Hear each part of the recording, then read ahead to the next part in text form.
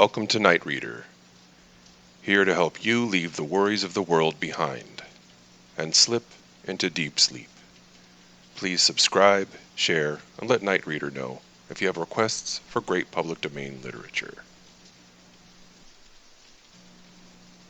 The Lottery Ticket by Anton Chekhov. Van Dimitrich, a middle-class man who lived with his family on an income of $1,200 a year and was very well satisfied with his lot, sat down on the sofa after supper and began reading the newspaper. "I forgot to look at the newspaper today," his wife said to him as she cleared the table. "Look and see whether the list of drawings is there." "Yes, it is," said Ivan Dmitrich. "But hasn't your ticket lapsed?" "No, I took the interest on Tuesday." "What's the number?" "Series 9499, number 26. "All right, we will look. 9499 and 26. Ivan Dmitrich had no faith in lottery luck, and would not, as a rule, have consented to look at the lists of winning numbers. But now, as he had nothing else to do, and the newspaper was before his eyes, he passed his finger downwards along the column of numbers, and immediately, as though in mockery of his skepticism, no further than the second line from the top, his eye was caught by the figure 9499. Unable to believe his eyes, he hurriedly dropped the paper on his knees without looking to see the number of the ticket. And, just as though someone had splashed him with cold water, he felt an agreeable chill in the pit of his stomach, tingling and terrible and sweet. "Masha, 9499 is there," he said in a hollow voice. His wife looked at his astonished and panic-stricken face and realized that he was not joking. 9499? she asked, turning pale, and dropped the folded tablecloth on the table. Yes, it really is there." "And the number of the ticket?" "Oh, yes. There's the number of the ticket, too, but wait. No, I say, anyway, the number of our series is there. Anyway, you understand." Looking at his wife, Ivan Dmitrich gave a broad, senseless smile, like a baby when a bright object is shown it. His wife smiled too. It was as pleasant to her as to him that he only mentioned the series, did not try to find out the number of the winning ticket. To torment and tantalize oneself with hopes of possible fortune is so sweet, so thrilling. "It is our series," said Ivan Dmitrich, after a long silence. "So there's a possibility that we have won." "It's only a probability, but there it is." "Well, now look." "Wait a little. We have plenty of time to be disappointed. It's on the second line from the top, so the prize is 75,000. That's not money, but power. Capital. And in a minute I shall look at the list, and there 26, eh? I say, what if we really have won?" The husband and wife began laughing and staring at one another in silence. The possibility of winning bewildered them. They could not have said, could not have dreamed, what they both needed that 75,000 for, what they would buy, where they would go. They thought only of the figures 9499 and 75,000, and pictured them in their imagination, while somehow they could not think of the happiness itself, which was so possible. Ivan Dmitrich, holding the paper in his hand, walked several times from corner to corner, and only when he had recovered from the first impression began dreaming a little. "And if we have won," he said, "why, it will be a new life. It will be a transformation. The ticket is yours, but if it were mine, I should first of all, of course, spend 25,000 on real property, in the shape of an estate. 10,000 on immediate expenses, new furnishing, traveling, paying debts, and so on. The other 40,000 I would put in the bank and get interest on it. Yes, an estate. That would be nice, said his wife, sitting down and dropping her hands in her lap. Somewhere in the Tula or Iril provinces. In the first place, we shouldn't need a summer villa. Besides, it would always bring in income. And pictures came crowding on his imagination, each more gracious and poetical than the last. And in all these pictures, he saw himself well-fed, serene, healthy, feeling warm, even hot. Here, after eating a summer soup, cold as ice, he lay on his back on the burning sand close to a stream, or in the garden under a lime tree. It is hot. His little boy and girl are crawling about near him, digging in the sand, or catching ladybirds in the grass. He dozes sweetly, thinking of nothing, and feeling all over that he need not go to the office today, tomorrow, or the day after. Or, tired of lying still, he goes to the hayfield, or to the forest for mushrooms, or watches the peasants catching fish with a net.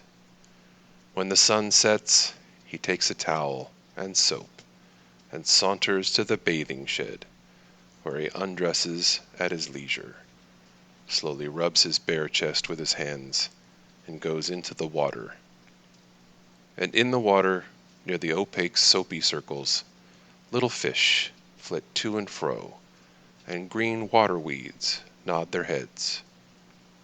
After bathing, there is tea with cream and milk, rolls. In the evening, a walk or vint with the neighbors. Yes, it would be nice to buy an estate, said his wife, also dreaming. And from her face, it was evident that she was enchanted by her thoughts. Ivan Dmitritch pictured to himself autumn with its rains, its cold evenings, and its St. Martin's summer. At that season, he would have to take longer walks about the garden and beside the river, so as to get thoroughly chilled, and then drink a big glass of vodka and eat a salted mushroom or a soused cucumber, and then drink another. The children would come running from the kitchen garden, bringing a carrot and a radish smelling of fresh earth. And then he would lie stretched full length on the sofa, and in leisurely fashion turn over the pages of some illustrated magazine, or, covering his face with it and unbuttoning his waistcoat, give himself up to slumber. The St. Martin's summer is followed by cloudy, gloomy weather. It rains day and night. The bare trees weep. The wind is damp and cold. The dogs, the horses, the fowls, all are wet, depressed, downcast. There is nowhere to walk. One can't go out for days together. One has to pace up and down the room, looking despondently at the gray window. It is dreary. Ivan Dmitritch stopped and looked at his wife. I should go abroad, you know, Masha, he said. And he began thinking how nice it would be in late autumn to go abroad somewhere. To the south of France, to Italy, to India. I should certainly go abroad too, his wife said. But look at the number of the ticket. Wait, wait. He walked about the room and went on thinking. It occurred to him. What if his wife really did go abroad? It is pleasant to travel alone, or in the society of light, careless women who live in the present, and not such as think and talk all the journey about nothing but their children, sigh and tremble with dismay over every farthing. Ivan Dmitritch imagined his wife in the train with a multitude of parcels, baskets, and bags, She would be sighing over something, complaining that the train made her head ache, that she had spent so much money. At the stations she would be continually having to run for boiling water, bread, and butter. She wouldn't have dinner because of its being too dear. She would begrudge me every farthing, he thought, with a glance at his wife. The lottery ticket is hers, not mine. Besides, what is the use of her going abroad? What does she want there? She would shut herself up in a hotel, and not let me out of her sight. I know. And for the first time in his life, his mind dwelt on the fact that his wife had grown elderly and plain, and that she was saturated through and through with the smell of cooking, while he was still young, fresh, and healthy, and might well have got married again. Of course, all that is silly nonsense, he thought. But why should she go abroad? What would she make of it? And yet she would go, of course, I can fancy. In reality, it is all one to her, whether it is Naples or Klin. She would only be in my way. I should be dependent on her. I can fancy how, like a regular woman, she would lock the money up as soon as she gets it. She will hide it from me. She will look after her relations and grudge me every farthing. Ivan Dmitritch thought of her relations. All those wretched brothers and sisters and aunts and uncles would come crawling about as soon as they heard of the winning ticket, would begin whining like beggars, and fawning upon them with oily, hypocritical smiles. Wretched, detestable people. If they were given anything, they would ask for more, while if they were refused, they would swear at them, slander them, and wish them every kind of misfortune. Ivan Dmitritch remembered his own relations and their faces, at which he had looked impartially in the past, struck him now as repulsive and hateful. They are such reptiles, he thought. And his wife's face, too, struck him as repulsive and hateful.